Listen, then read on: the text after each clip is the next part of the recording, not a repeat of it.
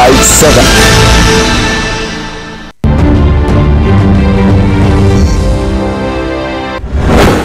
दिल्ली में अमित शाह से मिले चिराग पासवान, सीटों को लेकर हुई बातचीत।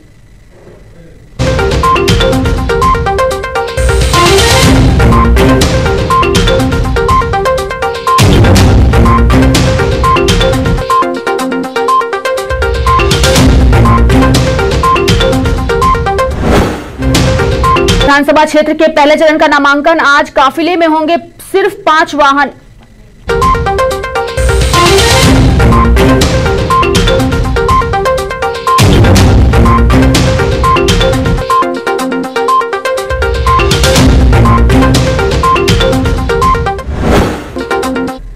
झारखंड के कृषि मंत्री बादल पत्रलेख ने की किसानों के 2000 करोड़ की ऋण माफी की घोषणा। यूरिया की कालाबाजारी के खिलाफ सख्त कार्रवाई की भी कही बात।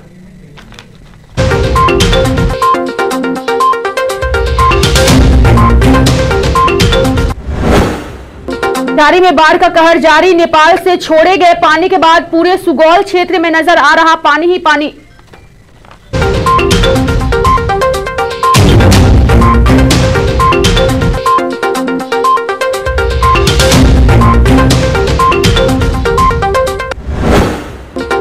बिहार के शाहपुर में महिला पर हुआ एसिड अटैक, कुछ दिन पहले हुई थी पड़ोसियों से झड़प।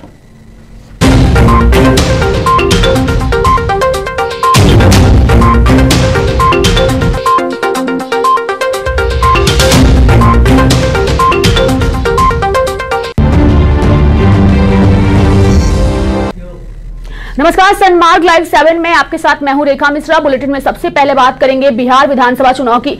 आपको बता दें कि सीट शेयरिंग को लेकर दिल्ली में जुटे एनडीए नेताओं के बीच बुधवार को भी कोई फैसला नहीं हो पाया।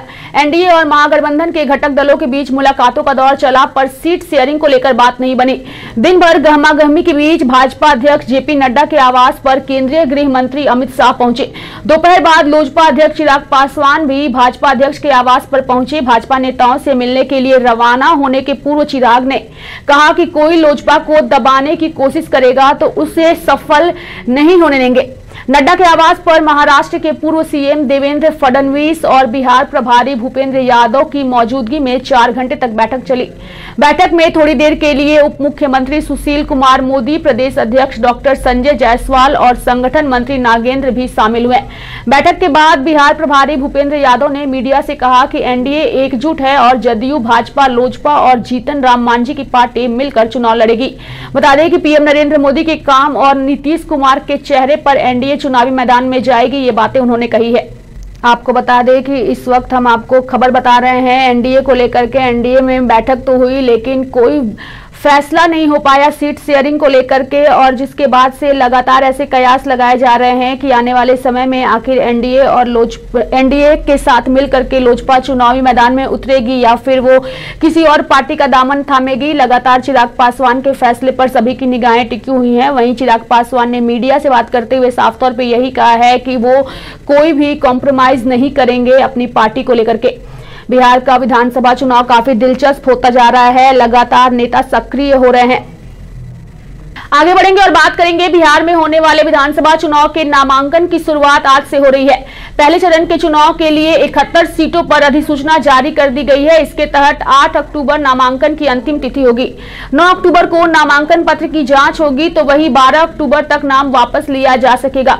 28 अक्टूबर को बिहार में प्रथम चरण का मतदान होना है। पहले फेज की वोटिंग में 16 जिलों की 71 सीटों पर होगी, जबकि 243 सीटों पर बिहार में होने वाले विधानसभा चुनाव में इस बार कोरोना को लेकर कई बदलाव किए गए हैं, जिसमें उम्मीदवारों को ऑनलाइन नामांकन पत्र दाखिल करने का भी विकल्प है। साथ ही पुराने तरीके से निर्वाची पदाधिकारियों के समक्ष भी नामांकन कर सकेंगे। चुनाव आयोग ने जमानत की राशि भी ऑनलाइन दाखिल जमा करने का नियम रखा है। नामांकन पत्र दाखिल करते समय सिर्फ 2 व्यक्ति ही उपस्थित रहेंगे। वहीं इस बार के नामांकन में पहले की तरह नेता शक्ति प्रदर्शन नहीं कर सकते।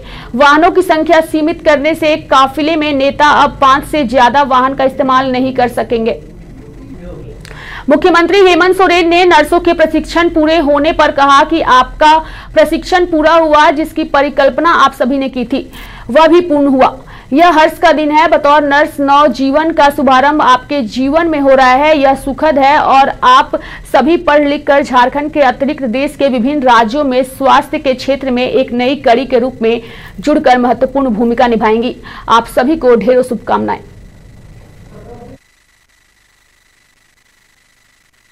प्रजा फाउंडेशन की तरफ से जो बच्चे आज यहाँ उपस्थित हैं, ये चांगो नर्सिंग कॉलेज के बच्चे हैं। लेकिन ये सिर्फ चांगो में ही नहीं बच्चे पढ़ रहे हैं, बल्कि रांची, गुमला, चाईबासा, सरायकेला, साहेबगंज में भी बच्चे, हमारी बच्चियां शिक्षा ग्रहण कर रही हैं। उनकी बारी अभी नहीं आई है, उनका शिक्षा उनकी अभी जो भी ट्रेनिंग है वो सारी अभी चल रही है और मुझे लगता है बहुत जल्द वो भी किसी न किसी संस्थान से जुड़ेंगी। क्योंकि मुझे जो जानकारी मिली है, ये बच्चे जिनको अभी हम लोगों ने नियुक्ति पत्र दिया है, ये सभी बच्चे देश के विभिन्न कोने में जाएंगे। कोई पुणे जाएगा, कोई बेंगलोर जाएगा, कोई मुंबई जाएंगी, इस तरीके से कोई दिल्ली जाएंगे, विभिन्न जगहों पर। और इनकी जाने की तिथि 3 तारीख को सुनिश्चित है। 3 तारीख को ये बच्चे यहाँ अलग अलग अस्पतालों में जाकर के और बड़े अस्पतालों में से गिने जाने वाले अस्पताल जैसे अपोलो है, ये Cloud9 है, इस तरीके से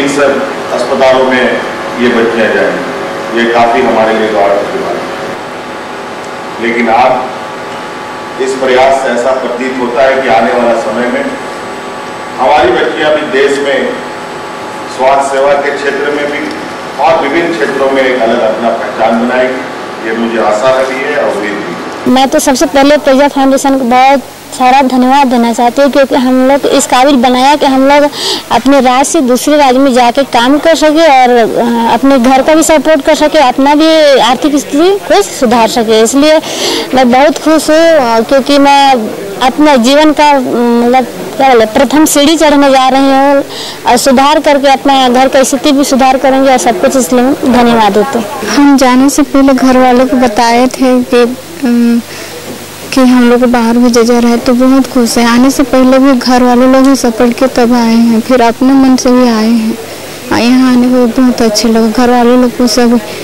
को यहाँ सबको खुश। रुकेंगे यहाँ छोटे से ब्रेक के लिए। देखते रहिए सनमार्ग लाइव 7।